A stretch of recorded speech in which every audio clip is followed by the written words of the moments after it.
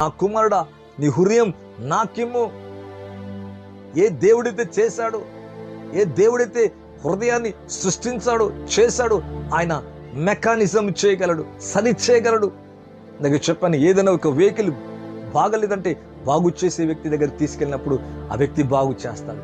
అలాగే ఈ హృదయాన్ని చేసిన, ఈ హృదయంలో ఎన్నో కలవరాలు, ఎన్నో భయాలు, ఎన్నో వేదనలు ఉంటాయి. మరి ఇది ఎవరు సరి చేసుకోలేరు, మనం సరి చేసుకోలేం.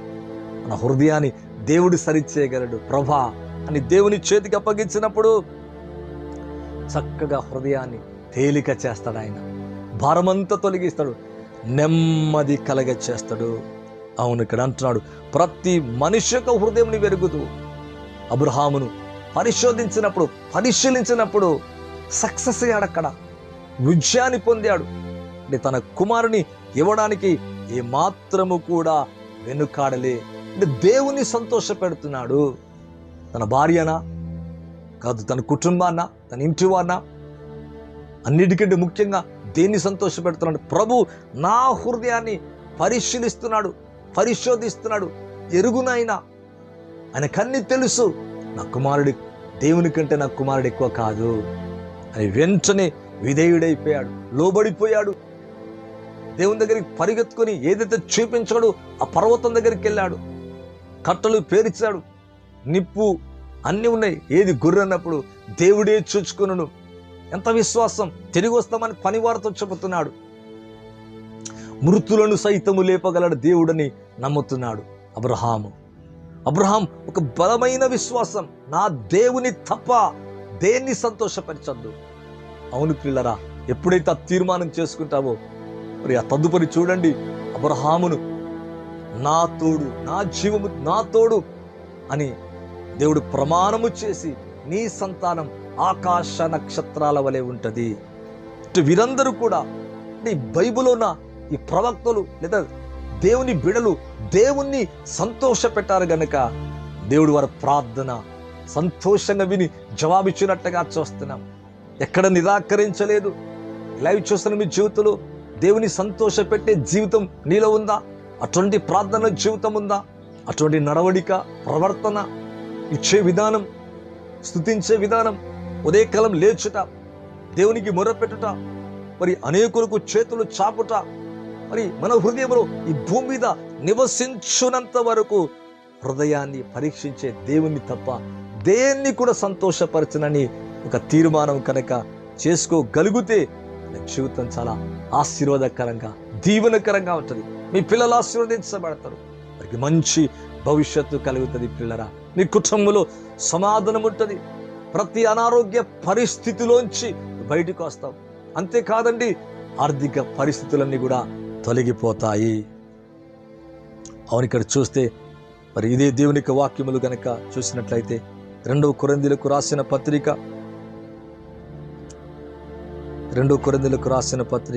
5వ అధ్యాయము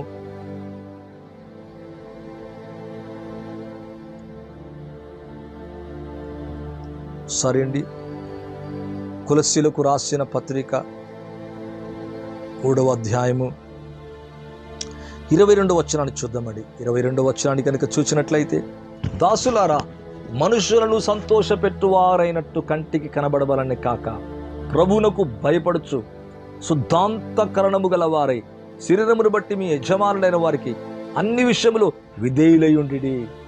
ఇక్కడ అంటున్నాడు దేవునికి, దాసులారా, పనివారలారా,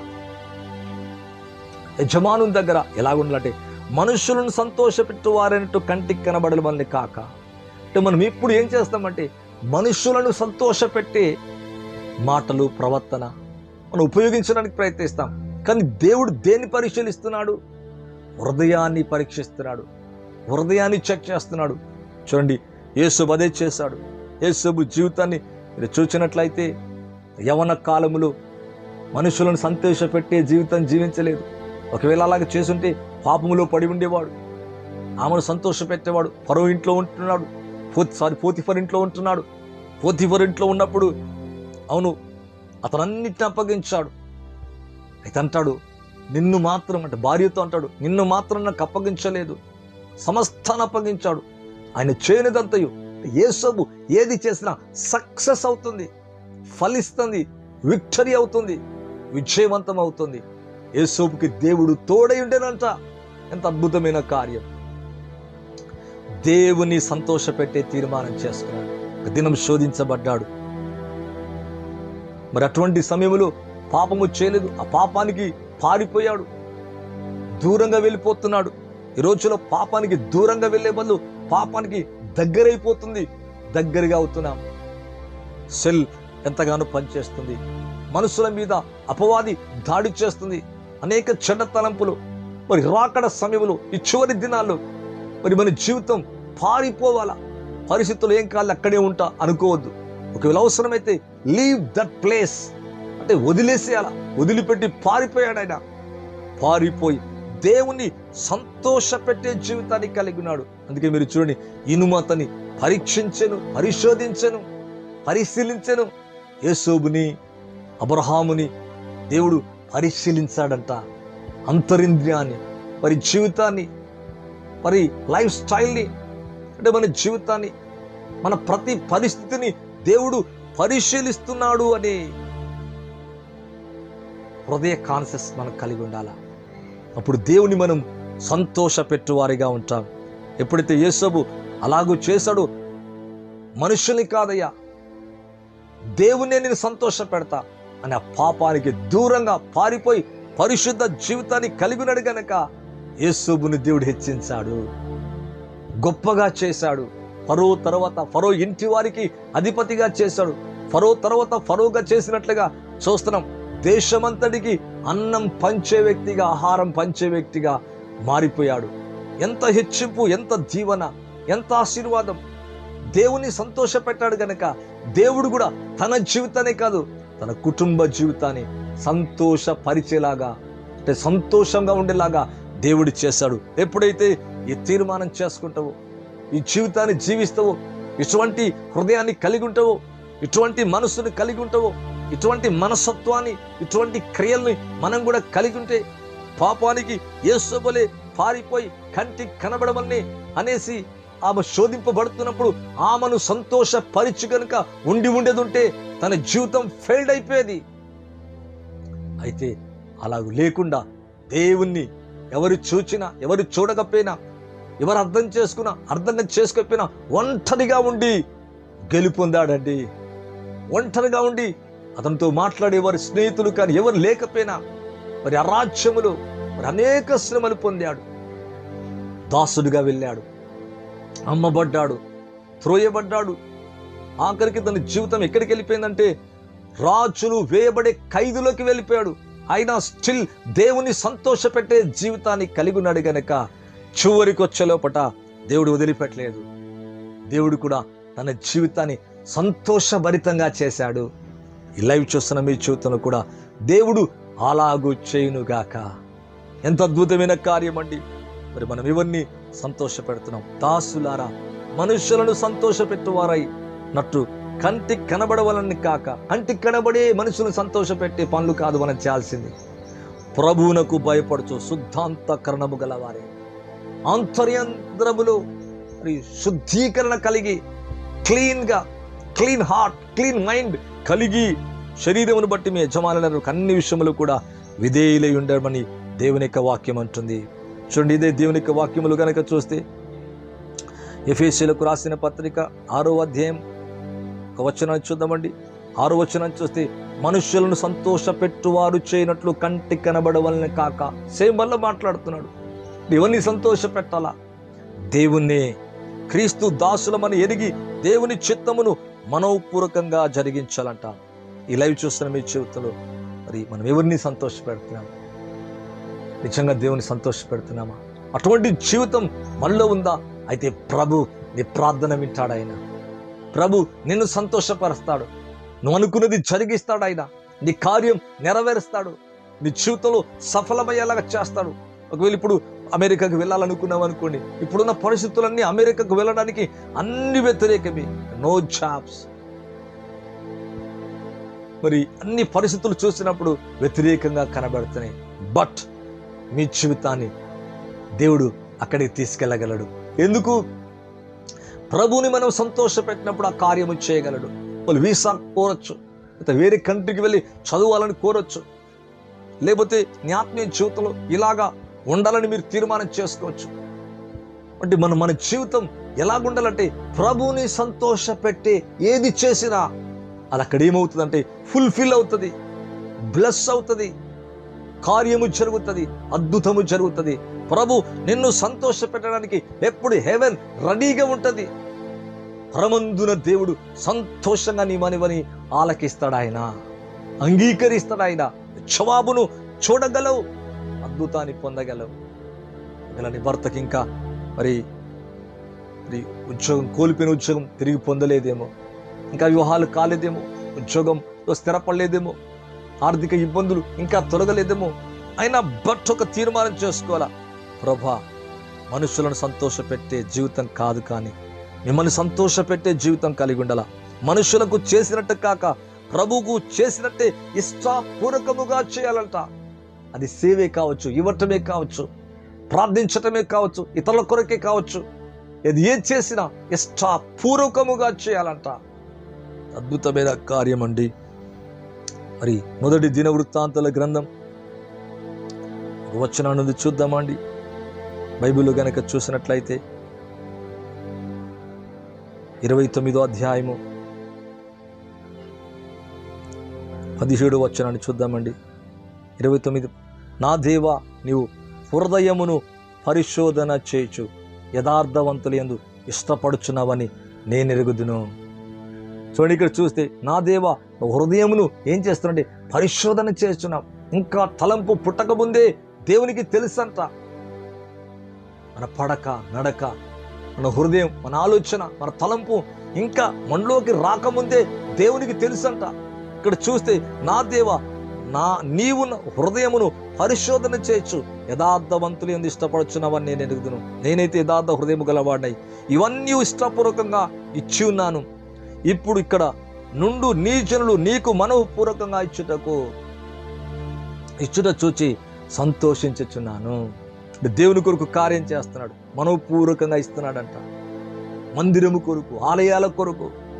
ఇప్పుడు ఇక్కడ నుండు నీ జనులను నీకు మనఃపూర్వకంగా ఇచ్చుట చూచి నేను కూడా సంతోషిస్తున్నాను. నేనే కాదయ్యా, నువ్వేం చూస్తున్నావంటే హృదయాన్ని పరిశోధన చేయుచున్నావు, యథార్థవంతులు యందు నువ్వు ఇష్టపడుచున్నావని నేను ఎరుగుదును. నేనైతే యథార్థ హృదయము గలవాడిని. ఇవన్నీ చేస్తే ఏదో లాభం కోసము లేదో దేని కోసమో కాదు, యథార్థ హృదయాన్ని ఇవన్నీ కూడా చేయుచున్నాను. నన్ను పరిశోధిస్తున్నావని ఇవన్నీ భయముతో చేస్తున్నాను, నిన్ను సంతోష పెట్టలాగా చేస్తున్నానని ఇక్కడ దావీదు తన జీవితంలో చాలా చక్కగా చెబుతున్నట్లుగా బైబిల్లో మనం చూస్తున్నాం పిల్లరా. అదే మాట ఒక మాట ఉందండి దేవునికి వాక్యములు గనక చూస్తే ఇర్మియా గ్రంథం మరి 39వ అధ్యాయాన్ని గనక చూసినట్లయితే 19వ వచనాన్ని చూద్దామండి.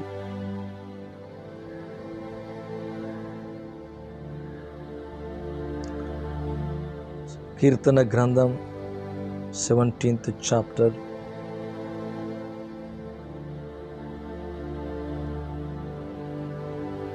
3వ వచనం చూద్దామండి. రాత్రి వేళ నీవు నన్ను దర్శించి నా హృదయమును పరిశోధించితివి, నన్ను పరిశోధించితివి, నీకు ఏ దురాలోచన కానరాలేదు, నోటి మాట చేత నేను అతిక్రమింపను. తన హృదయాన్ని ఎంత చక్కగా కాపాడుకుంటుండో ఇక్కడ మనకు అర్థమవుతుంది. దావీదు జీవితంలో కొన్ని మిస్టేక్స్ అయినాయి, కానీ ప్రతిరోజు కూడా పరిశీలించుకుంటున్నాడు. ఎందుకంటే నేను పరీక్షిస్తాడు దేవుడిని, మన హృదయాన్ని పరిశీలిస్తున్నాడు. రాత్రి వేళ నువ్వు నన్ను దర్శించి నా హృదయమును పరిశీలించితివి. అందుకే మన నోటి మాటలు, హృదయ ధ్యానములు దేవునికి ఇష్టకరంగా ఉండాలి. ఇక్కడ అంటున్నాడు, దర్శించినప్పుడు నా హృదయాన్ని పరిశీలించితివి, నన్ను పరిశోధించితివి, నీకు ఏ దురాలోచన కాదు రాలేదు. ఎంత అద్భుతమైన మాట. అంటే మన హృదయము ఎలాగుండాలా, ఎటువంటి దురాలోచన లేనటువంటి హృదయం కలిగి ఉండాలా. అందులో ఆయన నివసిస్తాడు, అందులో ఏలుతాడు. దేవుడు తన ఆత్మతో నింపుతాడు, తన ప్రేమతో నింపుతాడు. మరి మన జీవితంలో దేవుడు బలమైన కార్యాలు చేస్తాడు, మన అధైర్యాన్ని తీసివేస్తాడు, వ్యాధులను స్వస్థపరుస్తాడు. నీ హృదయాన్ని ఎలాగుంచుకుంటున్నట్టే పరిశీలించితివి, నన్ను పరిశోధించితివి, నీకు ఏ దురాలోచన కానరాలేదు. అంటే తన హృదయాన్ని ఇక్కడ కీర్తనకారుడు మరి ఎలా ఉంచుకుంటుండో మనం అర్థం చేసుకోవాలా. అంటే తన హృదయాన్ని చాలా జాగ్రత్త చేసుకుంటున్నట్టుగా వాక్యములు మనం చూస్తున్నాం పిల్లరా. మరి ఈ లైవ్ చూస్తున్న మీ జీవితంలో అలాగుందా? మన హృదయం అలాగుందా? మన అంతరింద్రియం ఎవరు చూస్తున్నారు? నా అంతరంగం ఎవరికి తెలుసు? నా హృదయం ఎవరికి తెలుసు? నా ఆలోచన ఎవరికి తెలుసు అని ఒకవేళ మన జీవితం ఒకవేళ అనుకుంటున్నామా? అయితే ప్రభు ఏం చేస్తున్నంటే పరిశీలిస్తున్నాడు, పరీక్షిస్తున్నాడంటే ఇక్కడ ఎంత అద్భుతమైన కార్యం అండి. మరి ఇదే కనుక బైబిల్లో కనుక చూచినట్లయితే మరి ఇర్మియా గ్రంథం 17వ అధ్యాయం 10వ వచనం చూస్తే, ఒకని ప్రవర్తన బట్టి వాని క్రియల ఫలము చొప్పున ప్రతీకారము చేటకు యెహోవాను నేను హృదయమును పరిశోధించువాడను. ఎస్, ప్రపంచం పైరూపాన్ని చూస్తుంది. అందుకే ఒకసారి ఈ సమూయేలు యెషయా ఇంటికి వెళ్ళినప్పుడు, అంటే దావీదు అంటే ఆ ఇంటికి వెళ్ళి ఒకళ్ళని అభిషేకించమని చెప్పినప్పుడు ఎలియాబు వస్తాడు. ఫస్ట్ ఎలియాబు వస్తాడు. అప్పుడు అనుకుంటాడు, ఎత్తు రూపాన్ని చూసి అనుకుంటాడు కదా, ఈయనేమో దేవుడు కోరుకునే వ్యక్తి, ఈయనేమో ఇతనే రాజు, ఇతనే కోరుకుంటాడేమో దేవుడు. అంటే అతని ఎత్తు, అతని హ్యాండ్సమ్, అతని బాడీ, అతని లాంగ్వేజ్, అతని విధానం చూసి నిజంగా చెప్పాలంటే ఇంత గొప్ప ప్రవక్త, దీర్ఘదర్శి, ఒక విధంగా చెప్పాలంటే మిస్ అవుతున్నాడు.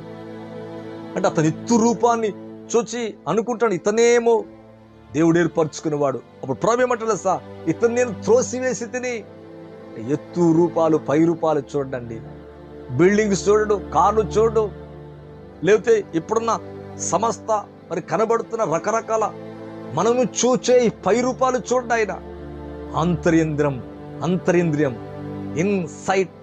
ఇన్సైడ్ ఉన్న హార్ట్, ఇన్సైడ్ ఉన్న థాట్, ఇన్సైడ్ ఉన్న డిజైర్, ఇన్సైడ్ ఉన్న మరి నీకున్న ఆశ, నీకున్న హృదయం, నీకున్న అపేక్ష, కోరిక, నీ హృదయంలో దేని గురించి అయితే ఆశిస్తున్నావో దాన్ని చూడగలడు ఆయన.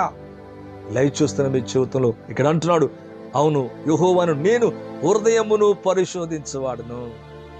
పాపం సమూయేలు అనుకున్నాడు, కనుక అతను త్రోసేసిన వన్ బై వస్తున్నారు. ఈయన కాదు ఈయన ఒక్కరిని త్రోసివేసినాడు, ఇతను కాదు అని అందరి గురించి చాలా చక్కగా మాట్లాడాడు దేవుడు. ఇంకెవరు లేరా, ఎవరు లేరయ్యా అన్నట్టుగా మాట్లాడతాడు. తను ఇక్కడ చివర కొట్టాడు, ఇంకా ఎవరు ఉన్నారా, ఇంకా ఎనీబడి 6 అయిపోయింది, 7, ఇంకా చూస్తాను, అందరిని చూస్తాను, ఇక్కడ ఎవరు లేరా అయ్యా కనిష్ఠుడు ఉన్నాడు, అయ్యా ఎక్కడో ఉన్నాడండి, ఆయన ఏమైపోతా, ఆయన ఎందుకు అవుతాడు రాజుగా, మరి ఎక్కడో ఉన్నాడండి, గొర్రెలు కాసుకుంటున్నాడు, మరి ఎక్కడో అరణ్యములో ఉన్నాడు, అది అతన్ని పిలిపియండి. రాగానే సమూయేలు లేచి, ఇతని నేను కోరుకున్న వాడును, అతను అభిషేకించని దేవుడు చెప్పినట్లుగా చూస్తాను. నువ్వు లేచి అభిషేకించన్నాడు దేవుడు, తెలుసా, నువ్వు లేచి అభిషేకించు. దావీదును గురించి అన్నాడు, చిన్నవాడు బాలుడు, వెంటనే నూనె పోసినట్లుగా చూస్తున్నాం, నాట నుండి దేవుని ఆత్మ అతని మీదికి బలముగా వచ్చెను. చిన్నప్పటి నుంచి హృదయాన్ని పరిశీలిస్తున్నాడు దేవుడు, పరీక్షిస్తున్నాడు. తన హృదయం అంతా దేవుని ప్రేమతో నిండుకుంది దావీదుకి. దేవుని ప్రేమించటమే, దేవుని ప్రైజ్ చేయటమే, దేవుని స్తుతించటమే, దేవుని ఆరాధించటం, దేవుని ఘనపరచడం, దేవుని కొరకు ఏదైనా చేయాలా, అదే తన హార్ట్, తన డిజైర్.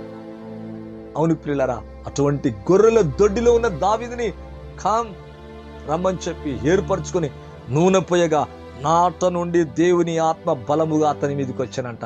What a blessing! ఎంత అద్భుతమైన కార్యం! ఇలా చూస్తున్న మీ జీవితంలో దేవుడు అటువంటి కార్యాన్ని చేయగలడు. హృదయమును పరీక్షించే దేవుని సంతోష పెట్టాలా.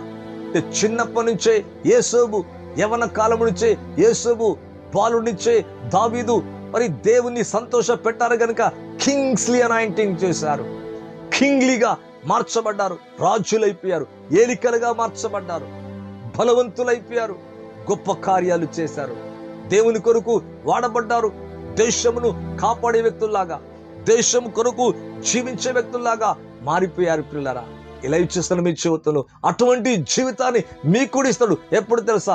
హృదయాన్ని పరీక్షిస్తున్నాడు. అది జాగ్రత్తగా నీ హృదయాన్ని కాపాడుకున్నట్లయితే ఇక్కడ అంటాడు, హృదయమును పరిశోధించువాడును, అంతరింద్రియములను పరీక్షించువాడును.